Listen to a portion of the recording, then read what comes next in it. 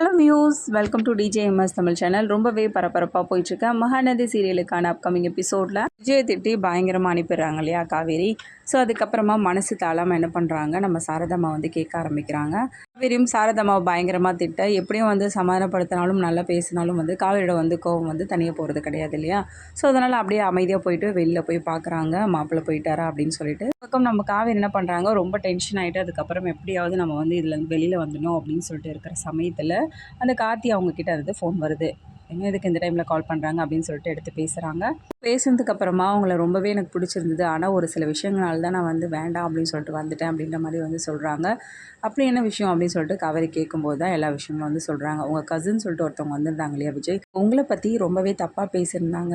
அவங்க பேசினது இருந்தாலும் இன்னொரு பக்கம் பார்த்தீங்கன்னா அவங்களே உங்கள் அம்மாவுக்கு கால் பண்ணி என்கிட்ட கொடுத்தாங்க. அவங்களும் வந்து அதுக்கு மேலே தான் உங்களை பற்றி ரொம்ப தப்பாக பேசியிருந்தாங்க. ஸோ அதுக்கப்புறமா தான் என்னோடய முடிவே நான் மாற்றிக்கிட்டேன் அப்படின்ற மாதிரி வந்து சொல்லிகிட்ருக்காங்க கார்த்தி நம்ம காவேரியை பார்த்து. எல்லாத்தையுமே கேட்டதுக்கப்புறமா பயங்கரமான கோவத்துக்கு ஆளார நம்ம காவேரி என்ன பண்ணுறாங்க, அப்படியே வந்து ரொம்ப சைலண்ட் ஆயிடுறாங்க. அதுக்கப்புறம் நான் ஒரு விஷயம் சொன்னால் தப்பாக எடுத்துக்க மாட்டீங்களே அப்படின்னு சொல்லிட்டு காவேரிக்கிட்டே கேட்க ஆரம்பிக்கிறாங்க. காவேரி என்ன சொல்லுங்கள் அப்படின்னு சொல்லிட்டு கேட்க, இல்லைங்க 1000 தான் இருந்தாலும் தன்னோட பொண்ணோட வாழ்க்கை நல்லா இருக்கணும் அப்படின்னு சொல்லிட்டு தான் ஒவ்வொரு தாயும் நினைப்பாங்க. ஆனால் உங்களோட விஷயத்தில் உங்கள் அம்மா என்கிட்ட பேசின ஒவ்வொரு விஷயங்களையும் வந்து நினச்சி பார்க்கும்போது எனக்கு ரொம்ப கஷ்டமாக இருந்ததுங்க. கூட இருக்கவங்களே வந்து உங்களை புரிஞ்சிக்காமல் இருக்காங்களே அப்படின்னு நினைக்கும்போது அப்படின்ற மாதிரி பேசிட்டு அதுக்கப்புறம் வந்து ஃபோனை வச்சிடுறாங்க. வந்து ரொம்பவே கோவத்தோட வெளியில் வர காவேரி அவங்க அம்மாவை பார்க்க நம்ம வந்து விஜய் கிளம்புனார் இல்லையா. ஸோ அந்த இடத்துல போய் அப்படியே நின்றுட்டு இருக்கிறத பார்த்துட்டு ரொம்பவே வந்து கோவம் அடைகிறாங்க. அங்கேருந்து அம்மான்னு சொல்லிட்டு கத்துறாங்க. என்னம்மா நினச்சிட்ருக்க, தூரம் திட்டி அனுப்பினதுக்கு அப்புறமாவும் அந்த ஆளை போய் நீ வழி அனுப்பிச்சிட்டு வரியா அப்படின்னு சொல்லிட்டு கேட்க, நான் என்னடி பண்ணேன், ரொம்ப கஷ்டப்பட்டு போன மாதிரி தெரிஞ்சிச்சுடி அப்படின்னு சொல்லிட்டு சொல்கிறது கேட்டு உடனே காவேரி, அந்த ஆள் கஷ்டப்படுறது உனக்கு பெருசாக தெரியுது, இவன் பொண்ணு வந்து கஷ்டப்படுறது உனக்கு பெருசாக தெரியல.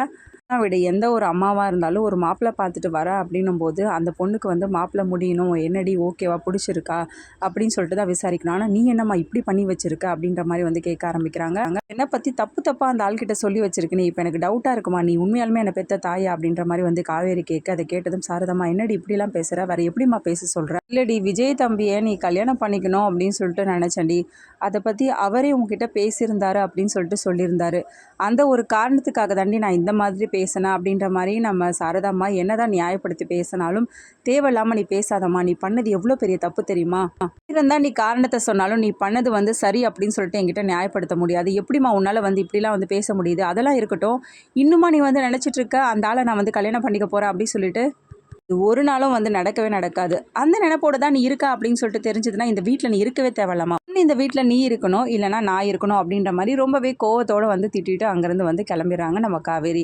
நம்மளுடைய சைட்லேருந்து நம்ம யோசிக்கும் போது அவங்க பண்ணது எல்லாமே சரி அப்படின்னு தான் சொல்ல முடியும். என்னோட பொண்ணோட வாழ்க்கை வந்து இப்படி இருக்குது, பழைய மாதிரி ஞாபகம் வரல அப்படின்னாலும் எப்படியாவது விஜய் தம்பியோட சேர்ந்து வாழ வைக்கணும், வந்து அம்மா இல்லாமல் இவ்வளோ காலம் வந்து வளர்த்து எடுத்துட்டாங்க, இனிமேலாவது அந்த குழந்தைக்கு தாய்ப்பாசம் கிடைக்கணும் அப்படின்ற ஒரே காரணத்துக்காக தான் விஜய் தம்பியோட சேர்ந்துக்கிட்டு சாரதாமாவும் தன்னோட பொண்ணுன்னு கூட பார்க்காம இப்படி ஒரு காரியத்தை வந்து பண்ணியிருக்காங்க.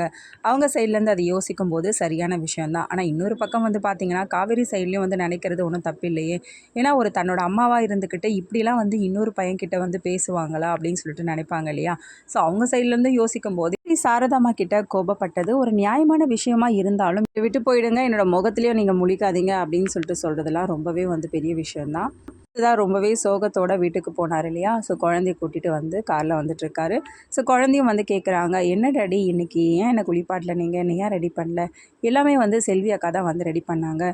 இல்லைடா நான் ஒரு வேலைக்கு போயிட்டேன் அப்படின்னு சொல்லிட்டு விஜய் சொன்னாலும், இல்லை என்னோடய வேலைகளை நீ முடிச்சுட்டு தான் நீங்கள் போவீங்க, என்னாச்சு டாடி அப்படின்னு சொல்லிட்டு கேட்க, இல்லைடா எனக்கு ஒரு முக்கியமான வேலை வந்துடுச்சு அதனால தான் அப்படின்னு சொல்லிட்டு சொல்லி சமாளிக்கிறாரு.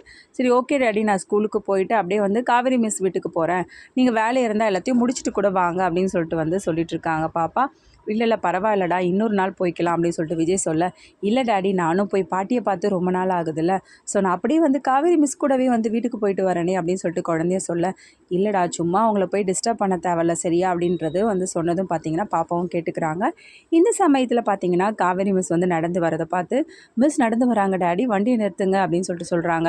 இல்லை பரவாயில்ல இருக்கட்டும்டா, நம்ம ஸ்கூலுக்கு தானே போகிறோம், ஸ்கூலுக்கே போகலாம் அப்படின்னு சொல்லிட்டு விஜயும் சொல்லி சமாளிக்க, இல்லை டாடி ப்ளீஸ் டாடின்னு சொல்லிட்டு ரொம்பவே கம்பல் பண்ணி அதுக்கப்புறம் வந்து காரை நிறுத்தினதும் பார்த்தீங்கன்னா காவேரி மிஸ் அப்படின்னு சொல்லிட்டு ஓடி இறங்கி போகிறாங்க. இங்கே இருந்த மிஸ் நான் உங்கள் கூடவே நடந்து வரட்டுமா அப்படின்னு சொல்லிட்டு கேட்க, விஜயை பார்த்து காவேரி ஒரு பக்கம் முறைக்க பாப்பா தாங்க ஆசைப்பட்டா அப்படின்ற மாதிரி விஜயும் வந்து சொல்கிறாங்க. இங்கே பாருங்கள் சார், ஒரு விஷயத்த நல்லா புரிஞ்சுக்கோங்க. உங்கள் குழந்தைக்கு நான் மிஸ் மட்டும்தான், ஆயா வேலைலாம் பார்க்க மாட்டேன் அப்படின்ற மாதிரி சொல்கிறாங்க. அது மட்டும் இல்லாமல் உங்களோட கடமை என்ன, உங்கள் குழந்தைய வந்து கூட்டிகிட்டு போயிட்டு அதுக்கப்புறம் ஸ்கூலில் கொண்டு போய் விடுறது தான் உங்களோட வேலையும், அதை நீங்கள் ஒழுங்காக பண்ணுங்கள் அப்படின்னு சொல்லிட்டு கோபத்தோடு வந்து திட்டிட்டு அதுக்கப்புறம் அங்கேருந்து கிளம்பி போயிடுறாங்க. குழந்தையோட முகம் வந்து மாறுது. அதுக்கப்புறம் விஜய் வந்து சமாதானப்படுத்துகிறாங்க. இதுக்கப்புறமா ஸ்கூலுக்கு போனதுக்கப்புறமா வந்து காவேரி வந்து பாடத்தை வந்து எடுக்கிறாங்க. எல்லாருமே வந்து எழுதுகிறாங்க. அழகாக வந்து கொண்டு வந்து காட்டுறாங்க.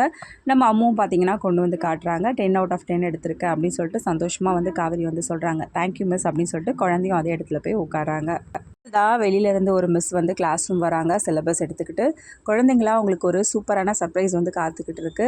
மதர்ஸ் டே வந்து ப்ரோக்ராம் வருது. உங்களோட அம்மாக்கெல்லாம் வந்து எல்லாருமே வந்து நீங்கள் வந்து உங்களோட அம்மாவோட பார்ட்டிசிபேட் பண்ணலாம். இந்த ப்ரோக்ராமில் நிறைய கேம்ஸ்லாம் வைப்பாங்க, எல்லாத்தையும் வந்து கலந்துக்கலாம் அப்படின்ற மாதிரி வந்து சொல்லிட்டு இருக்காங்க.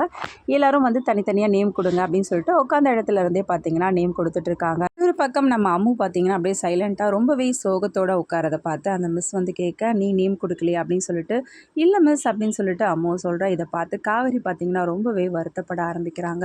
பாவம் அவங்க அம்மா இல்லாமல் என்ன பண்ண போகிறான்னு தெரியலையே, அவள் ரொம்பவே சோகத்தோடு இருக்கா அப்படின்ற மாதிரி ரொம்பவே ஃபீல் பண்ணுறாங்க. எமோஷனாக இருக்காங்க நம்ம காவேரி. அப்புறமா எல்லா நிலைமைகளையும் வந்து புரிஞ்சுக்கிட்டு இன்னொரு பக்கம் சாரதம்மா காணாமல் போயிருந்தாங்க இல்லையா, ஸோ அவங்களையும் வந்து தேடி கண்டுபிடிச்சதுக்கப்புறமா அவங்க வந்து பேசுகிறத வச்சு நியாயம் அப்படின்னு சொல்லிட்டு தெரிஞ்சுக்கிட்டு நம்ம சாரதம்மாவுக்கு ஏற்ற மாதிரி மனசை மாற்றிக்கிறாங்களா காவேரி. குழந்தைக்காகவாவது இந்த கல்யாணத்துக்கு வந்து சம்மதிச்சுட்டு அதுக்கப்புறம் மதர்ஸ் டே ப்ரோக்ராமில் வந்து அம்மாவோட அம்மாவை வந்து பார்ட்டிசிபேட் பண்ணுறாங்களா, எல்லா கேம்ஸ்லேயும் வந்து கலந்துக்கிறாங்களா, இது எல்லாமே தெரிஞ்சுக்கலாங்க. அதுக்கு மறக்காம நம்ம சேனலை வந்து சப்ஸ்கிரைப் பண்ணிக்கோங்க. கூடவே இருக்க அந்த பெல் ஐக்கனும் கிளிக் பண்ணிடுங்க. அப்போ தான் நான் போகிற அடுத்தடுத்த வீடியோஸ் உங்களுக்கு நோட்டிஃபிகேஷனில் வரும். ஓகே வியூவர்ஸ், தேங்க்ஸ் ஃபார் வாட்சிங் திஸ் வீடியோ.